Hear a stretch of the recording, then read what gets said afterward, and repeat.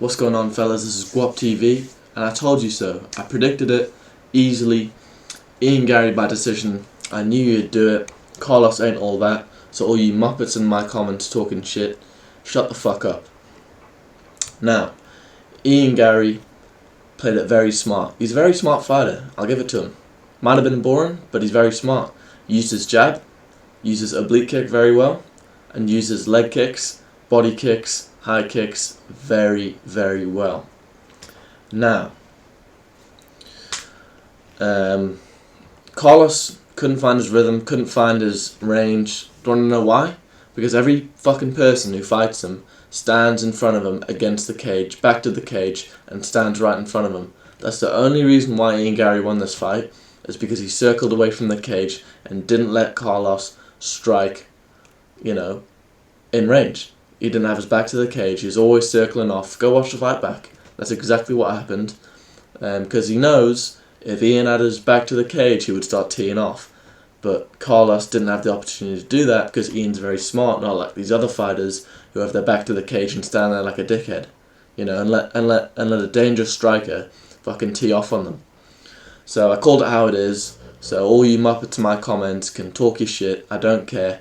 Check the scoreboard. Who's laughing now? Anyways, moving on to the next fight. Anthony Smith versus Zhang. I knew this was going to happen. I knew Zhang was going to come in and kill him. I didn't make a fight breakdown video for this one. But I did predict Zhang first round KO. I know Anthony's never been knocked out in the first round. But I think Zhang's just that bit too much. Hungry. Doesn't give a fuck if he's retiring either. So yeah. Not even going to talk about the David and Armour fight. Not even going to talk about this. Randy Brown looked phenomenal. I didn't think he'd finish Darby. I thought he'd get it done by points. What a fucking right hook that was. Randy looked really sharp. Got dropped at the end of round 1. I thought he looked incredible though. Randy's a killer. I think he's just gotten unlucky in some fights. Ikram, good stoppage. Wasn't anything special, but it was alright.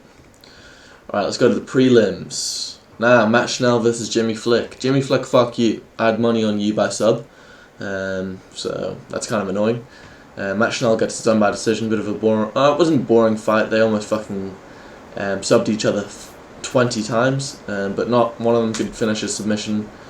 Evan Elder versus Gage Young. It was alright fight.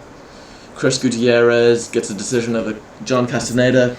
Alright fight. Damon Blackshear. Fuck you as well.